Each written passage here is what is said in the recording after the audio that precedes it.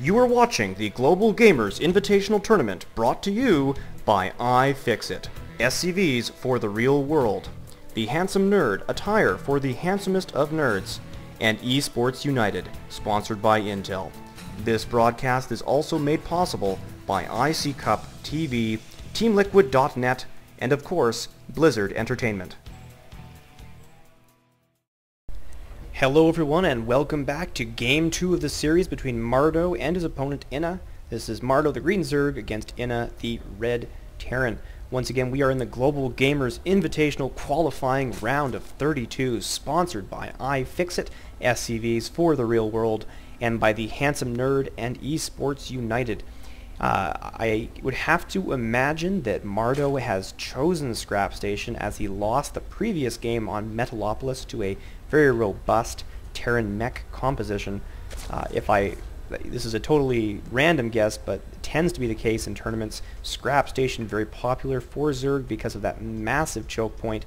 It's nigh impossible to seal this off without using bunkers, supply depots, or tech labs / reactors, making it a very, very easy Baneling bust map. And Mardow really doesn't want this game to go into late tier.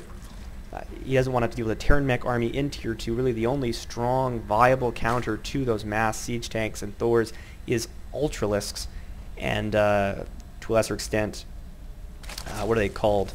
Those casters, Infestors. So he really needs a late tier composition. This is not a long map, tend to have short games here, so I would probably be putting my money on a Baneling bust. We do have that early extractor up for Mardow, so that's a pretty clear indicator.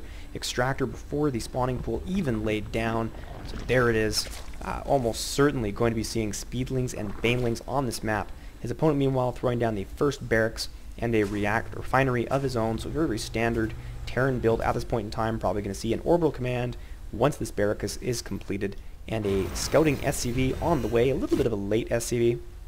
By the time he gets here, the spawning pool probably going to be pretty much done, and the extractor already been mining for some time, so he will have very little time to react and prepare to for what he sees. The spawning pool looks like it is going to be 100, maybe 150 short of being complete, so this SCV does get a good look around, sees that extractor, sees that spawning pool, sees that it's pretty big right now, and he has seen enough. He is getting out of there, knows that Zerglings are imminent. And looking at the production tab, Mardow is now producing that queen and the Zergling speed right away, and I'm guessing we'll see a Baneling nest right at 50 gas. Meanwhile, in his base, his response is more refineries, supply depots in the back, not walling off at all, but he's going to need some more barracks and factories very soon, probably with the gases for us to get that fast factory. And a bunker is being produced down here at the expansion.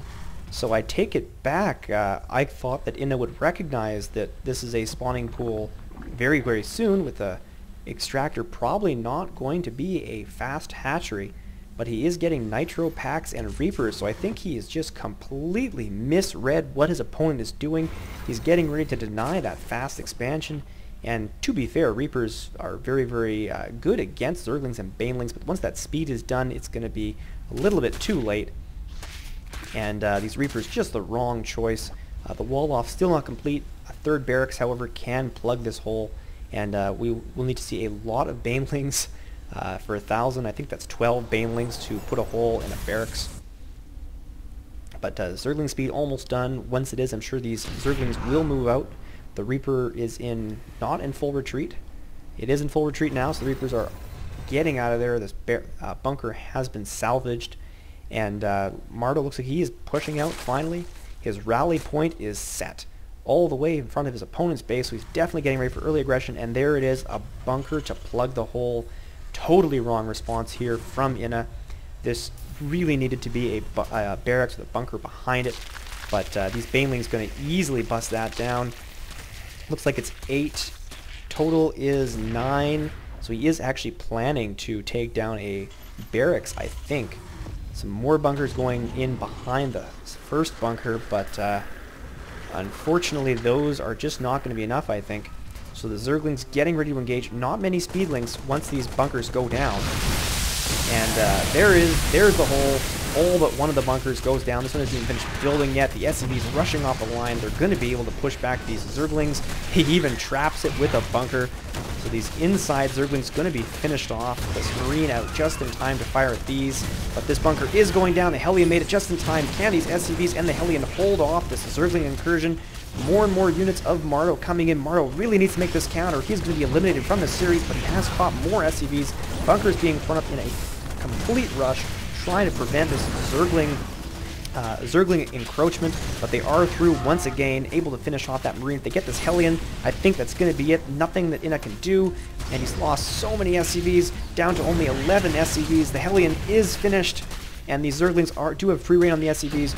No Marines inside the bunkers at this point in time. It looks like Inuh is going to lose this game. He just needs to get some men in the bunkers, then he'll be okay. Putting SCVs in there, and this Marine is almost out. He is not going to be able to get into that bunker.